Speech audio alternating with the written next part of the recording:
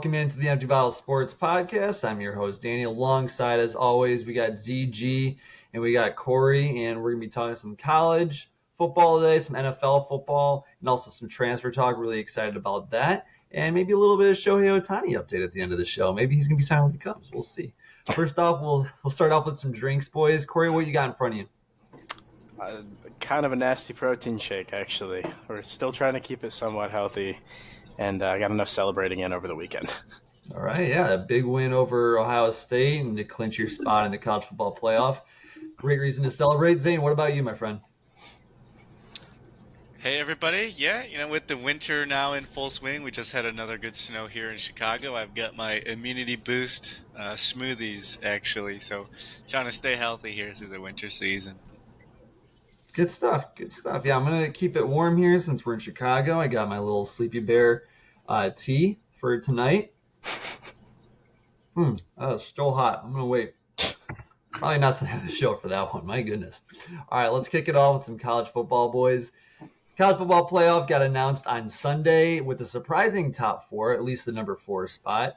Of course, at the top, we have the Michigan Wolverines, and then number 2, we have Washington and Texas at 2 and 3, and then the number 4 spot, surprising to a lot of people, but what many people think is the right choice, is Alabama beating out Florida State, who actually went undefeated and won their ACC championship game. Alabama had 1 loss on the year to Texas at home, but they did beat Georgia in the SEC championship game. Georgia falls all the way past Florida State.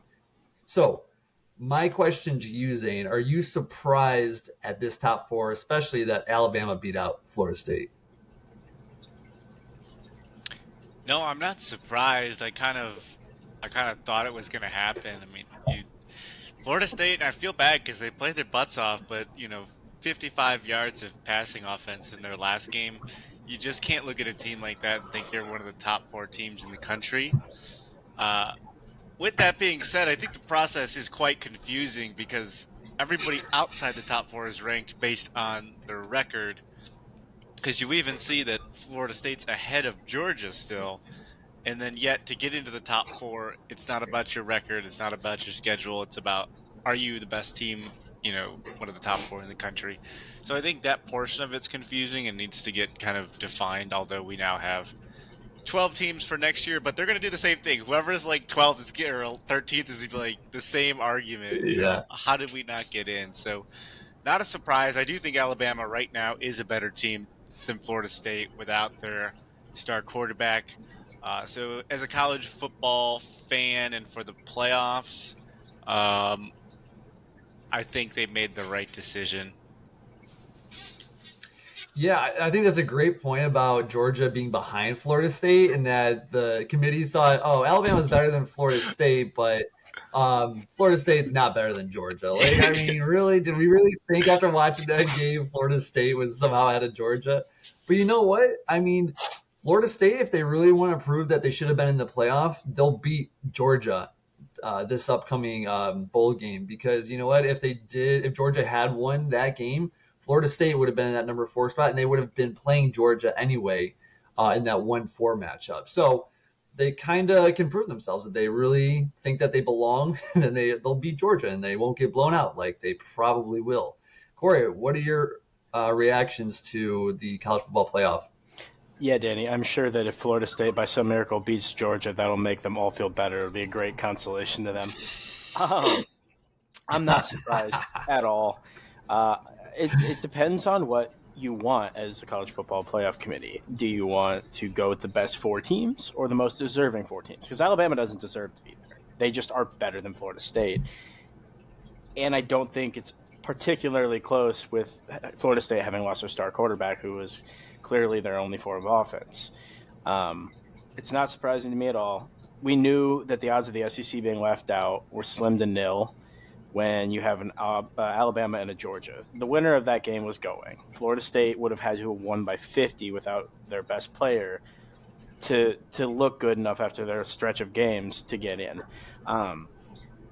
3 of these picks seemed pretty simple once Georgia went down.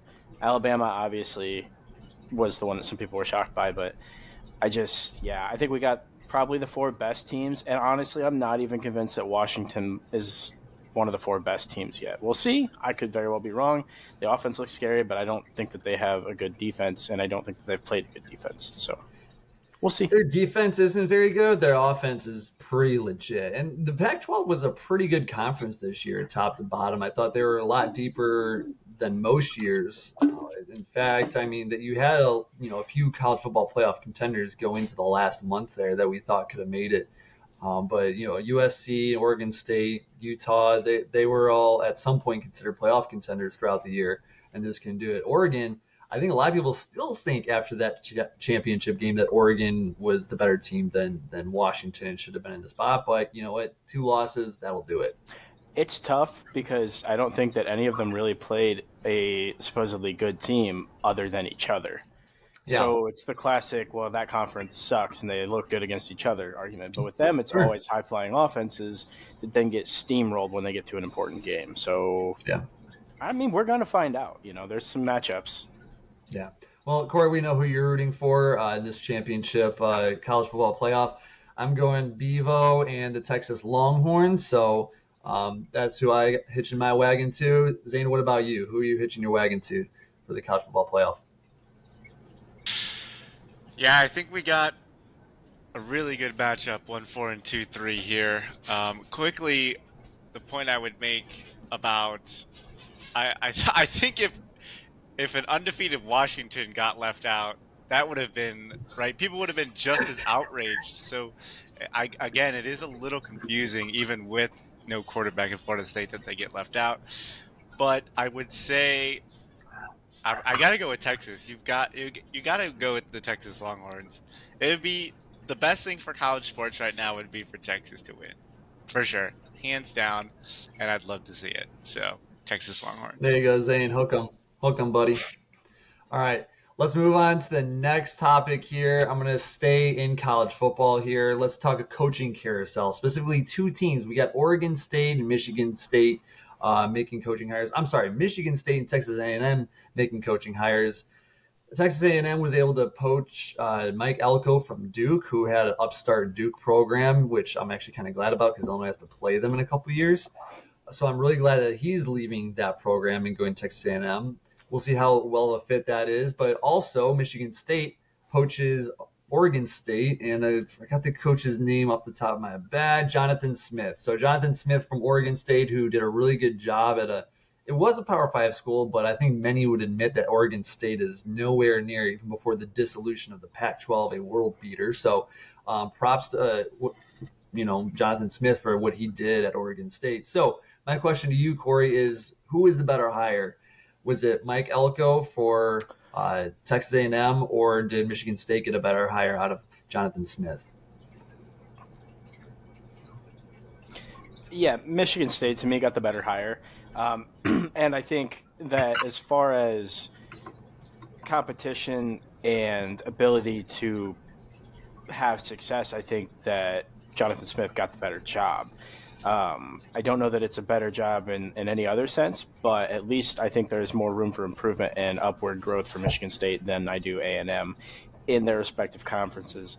And I think Michigan State got the better hire because, to be honest, that coach has competed at a higher level already than Duke's head coach, in my opinion.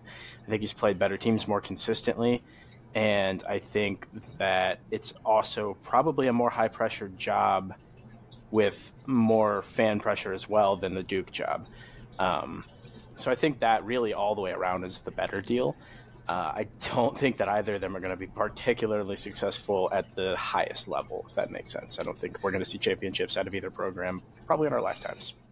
Yeah, I don't think so either. You definitely have the resources at Texas A&M, probably more so than Michigan State, despite it being a Big Ten school, and they're one of the Power 2 conferences moving forward. So yeah, but it's a lot more money at Texas A&M, but the pressure will be crazy there. If Jimbo Fisher got fired there, and after having a pretty good year this past year, man, the leash is going to be really short for Mike Elko, because I doubt they will not hesitate to pull the trigger once again, because money is no object to them. Zane, what would you say for your hires? Who would you say had the better pick?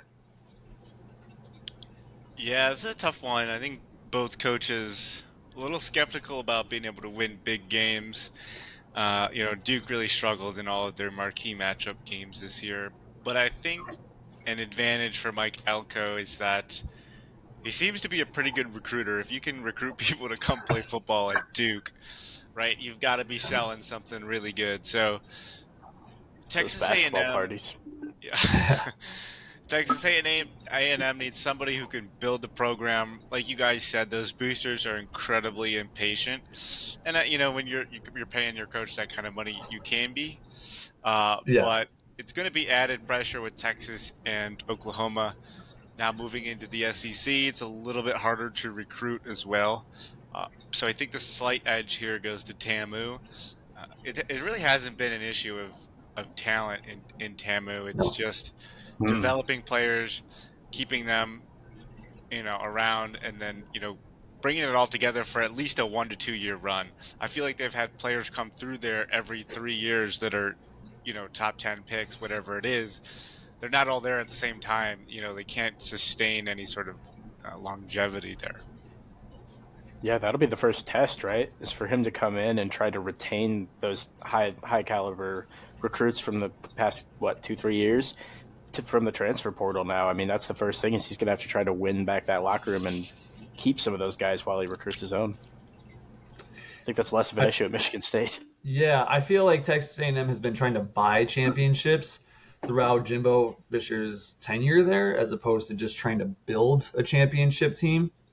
And it's backfired. I mean, they've gotten wins out of it, but not the double digit wins that they were expecting year in and year out and competing for college football playoffs.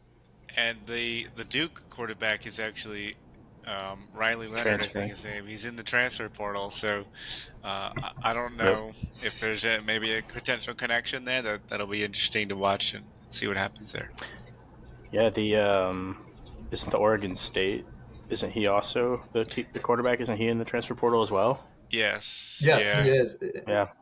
And that makes sense too. And that kind of brings us to our next topic with our transfer options coming up in the college football world. I mean, it's portal combat. That's pretty much what it's turned into for college football and college basketball every single year. All these teams there's so many juggling pieces. So many players enter the transfer portal before the bowl game even starts. So you see a lot of, in the minor bowl games, you see a lot of backups playing, which is fine. They get their experience and everything. But you might not see a starting caliber unit out there. So we know DJ, I'm not even going to try to butcher his last name, who is just not successful whatsoever at Clemson. He went to Oregon State and had a really good year this past year. And Both I think sucks. I think he still would have stayed at Oregon State had the Pac-12 not just fell apart last year. And then we have Dylan Gabriel out of Oklahoma, and then we also have not the Corey, who's the Ohio State Kyle quarterback again? McCord. Kyle Kyle McCord. McCord. Yep. Also entering the transfer portal. So, Zane, my question to you is, who is the best transfer that, I don't know, the best place for whoever's in the transfer portal right now, and where do you think they need to end up? I know you already mentioned Riley Leonard out of Duke and that he's transferring. Is there any other player or position that think needs to get filled on a different team that would be a big blockbuster landing spot? I do like Riley Riley Leonard a lot. I think Oregon's going to be looking for a quarterback. I think their roster is very good, and I know we've beaten up on them all year, but we know that the difference, right? If you swap those two quarterbacks like Panix and Bo Nix, Oregon's winning both those games, in my opinion.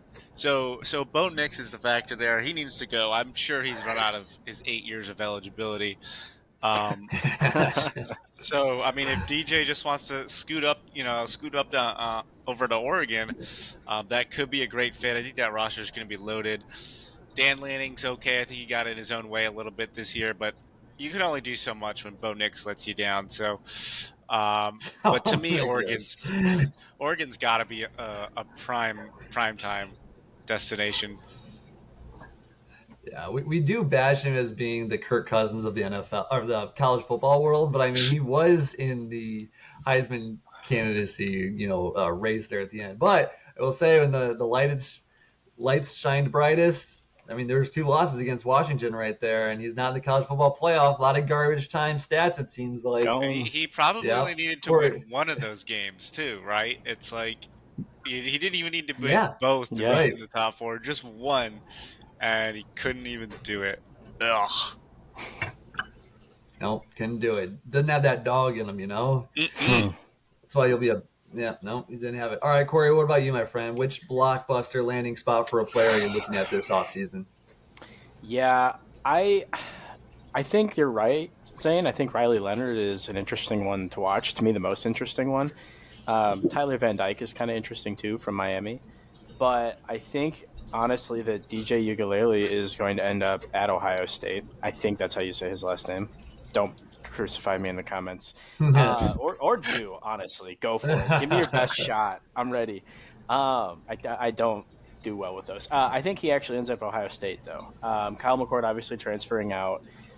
Which is wild a little bit to see when you consider the fact that he's lost one game. And he, I assume, was pushed out. I have to assume, right? Like, he probably doesn't want to leave. That's a Howard program, one of the biggest teams in the country. And he's obviously got rapport there. But I'm guessing he's being essentially pushed out and sees the writing on the wall. Dante Moore is transferring out of UCLA as well. And I don't know how I feel about it yet, but I suspect he'll be at Michigan next year.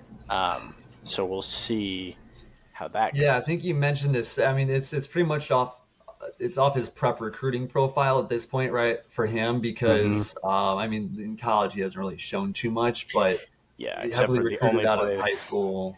The only play that I've seen him play was he came in, I think, 2 weeks ago after I believe the starter got hurt.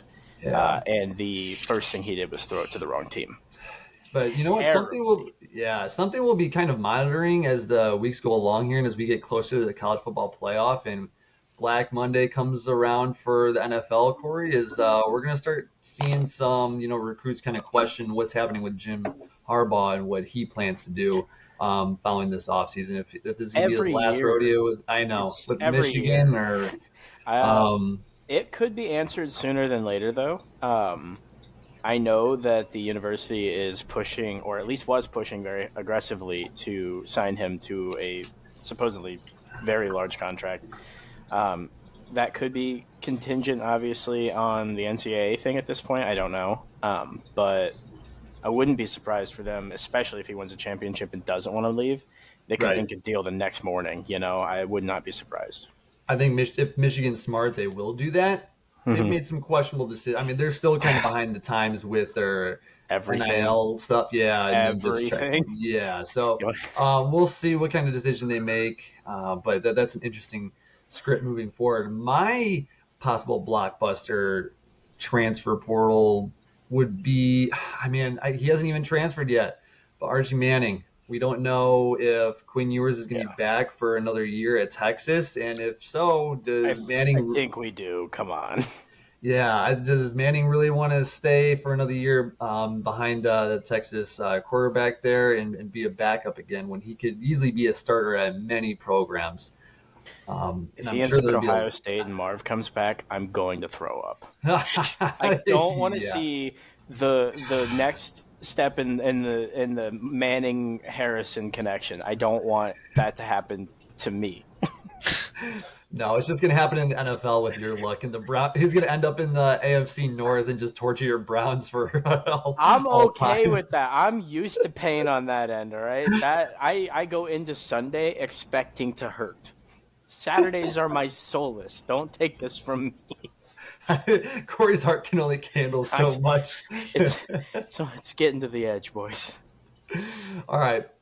Well, we're on the topic of college football. One last segment we want to discuss is our college football bowl games.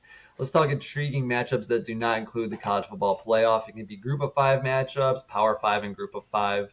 Does not matter. Let's talk about intriguing matchups. Corey, we'll start with you. Is there an intriguing matchup that you're really interested in this upcoming bowl season where there's weekdays at like 2 p.m. on like a Tuesday? It's one of the best times of the year. Is there a certain game that really stands out to you? If you want one of the lesser anticipated ones, I'm actually quite excited for the Louisville USC matchup because I want to see how good or bad those teams are, and it's always interesting to see teams from different conferences match up like that. I don't really expect to be thrilled by that game, especially considering the players that will likely sit out. But that's one of the off the kind of beaten path that I'm excited about.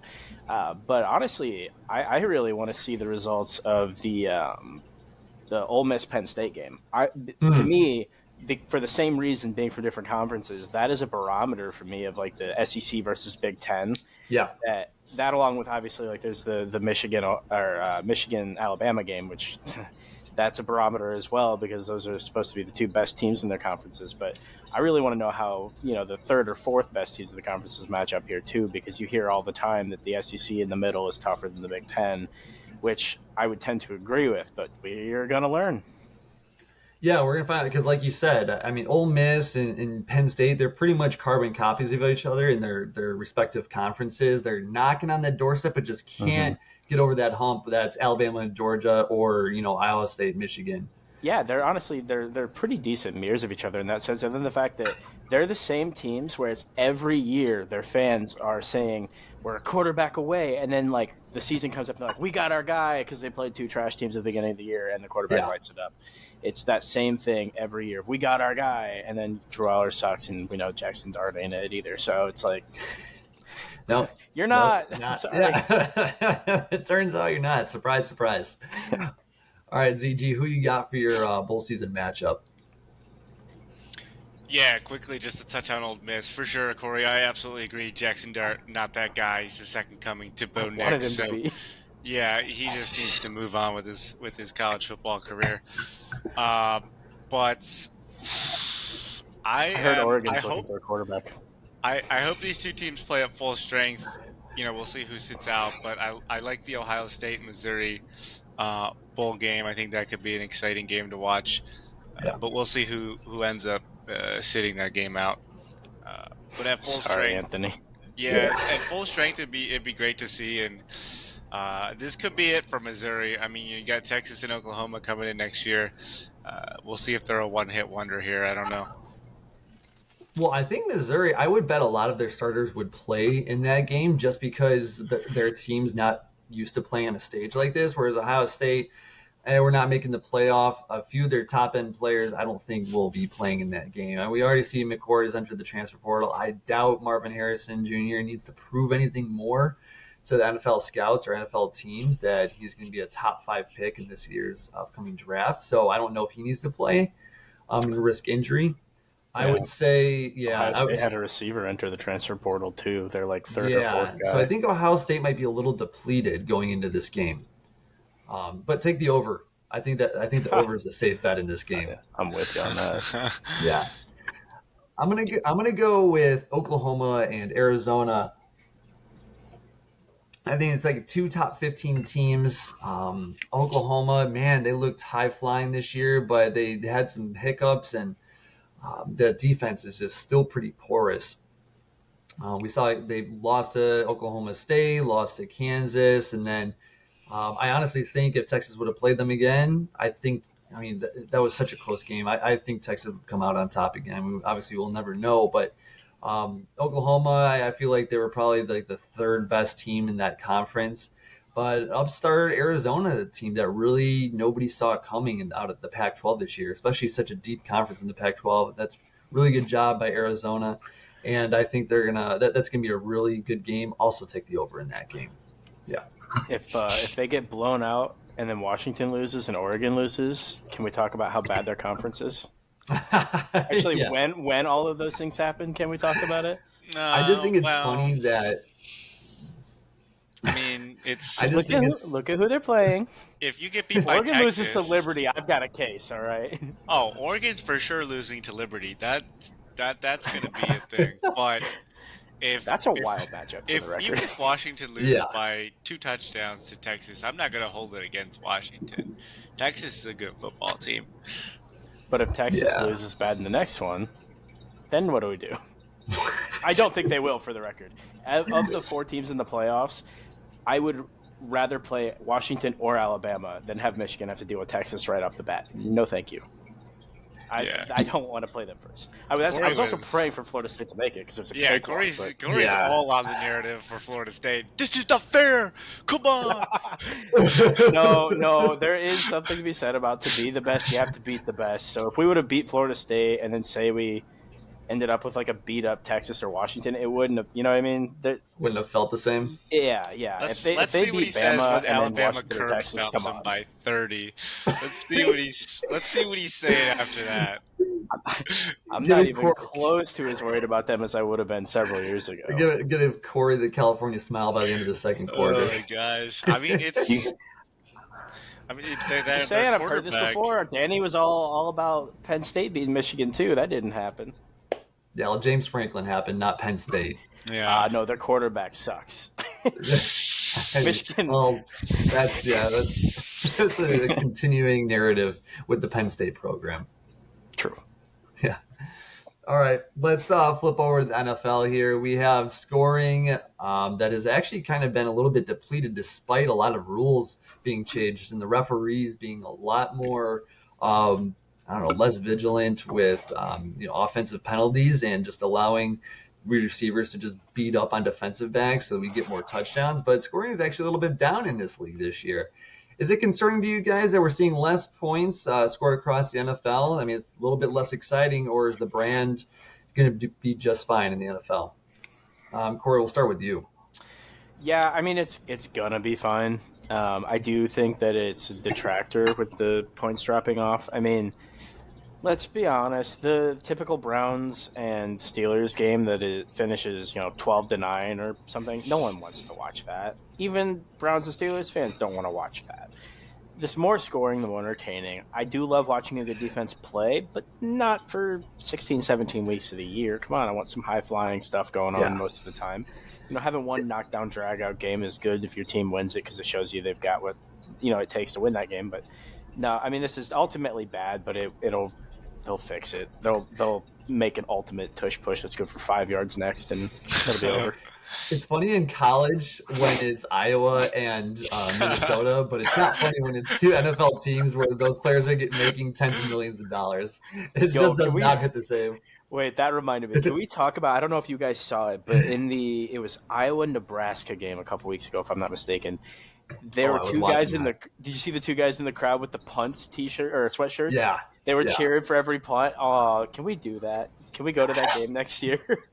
I think the Big Ten West was just absolutely beautiful this year, and I'm sad that they're taking it away from us because it's just how God intended for football to be, just pre-Cold War era football, just locked and loaded in our nation's heartland. Goodness. I can't believe they're taking it away from us. They have criminalized the forward pass in Iowa, Nebraska, Wisconsin. Man, they're just taking all of our hopes and dreams away. ZG, what are your thoughts on the NFL scoring just being down? And do you think it'll bounce back later this year or next year? You know what it was, too? And give me your take on this, Zane, but I think Kirk Cousins being out of the league and having that injury has a lot to do with this scoring output going down. Yeah, I absolutely agree. I mean, that's really what the Bears should be targeting right now. Just a straight swap Justin Fields for Kirk Cousins would probably get the job done. But for me, on one leg. I think I'm with Corey here. It's been slightly less entertaining. I mean, we just had the Chargers and the Patriots score 0 touchdowns in a game. That just shouldn't happen in professional football. It's been a good year for fantasy kickers, I will say that. I mean, averaging probably over 12 to 15 points. But no, I like to see a touch more offense. So hopefully, and there are a lot of quarterbacks kind of out this year. So hopefully next year it's a slight bounce back. But I do like, mixing in runs there. I don't want to see just 5 wide every play, just passing and things like that. So I don't want to see all the rules just so geared to a pass happy 5 wide game. But I think we do need a little bit more 5-yard tush push. Yeah. Tush push, just tush push all the way down the field, just Big Ten West style. You can get 3 yards every tush push, then you Dude. can win the game, and you can probably win it on 2 possessions. You're just going to be rotating offensive linemen in and out because everyone's going to be on the IR. Chasing Kelsey is going to be broken in 2 games. All right, let's talk final thoughts, boys. Zane, I have a little project for you. Can you go get our MVP waffles? And then me and Zane, we're going to discuss a little Shohei Ohtani. Corey, gut reaction. Do you think Shohei Ohtani is going to end up with my Chicago Cubs? Or if not, which team is he going to end up with this offseason and why? You know what? Honestly, I haven't got the foggiest idea where he's going to end up. I was thinking about this earlier, and I just don't have any clue what to expect. So I'm going to say, yeah, he's going to end up with your Cubs, Danny. Thank you. Yep, I needed yep, that. I yep. desperately needed that. I don't But want you him to are- break the record, but with my luck, that's exactly what's going to happen. Yeah. Or he's going to turn into a 3-sport athlete and Yeah. end up playing for the Bengals somehow and keep torching you every Sunday. Oh, come on. Don't put that evil on me, Danny. But you're That's right. just not- You're right that like not really anybody knows what's going on because he's not like he doesn't really do too much with the media. Yeah, There we go. he's mystery. Like, it's Yeah, kind of confusing. it's a huge mystery. So I think everyone's gonna be surprised when he makes a decision. There's our boy Waffles. That's our guy. Waffles. There's our boy Waffles. He's too cool. Yeah, he's chewing on his Pop-Tart chew toy for the entire episode. So he's going back to the Pop-Tart right now. We Sorry, just guys. know He wasn't having none of it. Yeah, he wants back to that Pop-Tart chew toy, so he's going back to dinner. Yeah. Zane, gut reaction to the Shohei Ohtani, or gut, thinking here. Who do you think he's going to end up with? And if it's not the Cubs, well, why? Maybe he would probably stay on the West Coast. Giants, Mariners, Dodgers, something like that. Just such a big fan base over there. Maybe feels a little bit more comfortable in that atmosphere, but oh man, we would love him here in Chicago. We'll pay that for a $600 million contract. Absolutely, we'll give it a go. There's Waffles in the background. Hey, buddy. Yo, staring he's at us. geeking. Waffles, I'm going to send you 6 more Pop-Tarts. Yeah, he deserves everything he gets. There you go, buddy. Bribery. Good treat. We're not above bribery. But you're right about Shohei Ohtani. I mean, it's surprising because he's such like a well-known player worldwide. The fact that him nor Mike Trout like to be marketed that way, despite being some of the 2 best players in our generation, maybe top 5 of all time, and the Angels have just done nothing with that talent. And also the fact that neither of them really want the spotlight. And I think Los Angeles, or at least the Angels, is a great spot for them if they want to keep it that way. So if he decides to stay on the West Coast, I would not be surprised, and especially if he wants to stay with a smaller market team like the Angels. I know Los Angeles isn't a smaller market, but when you're going up against the Dodgers, they kind of are. Kind of like the White Sox and Cubs. It's just how it plays out. So let's hope he gets to the Cubs, but we'll not. All right, everybody, thank you for listening. Guys, thank you for hopping on. We have plenty of college football coming up in this bowl season. There's going to be a Army-Navy game coming up this weekend. Of course, take the under, guys, as always. And then watch out for some MAC schools and some Mountain West teams facing off at a 2 o'clock Tuesday during your work week. You'll have something to watch. So, everybody, thank you for listening. We'll talk to y'all soon.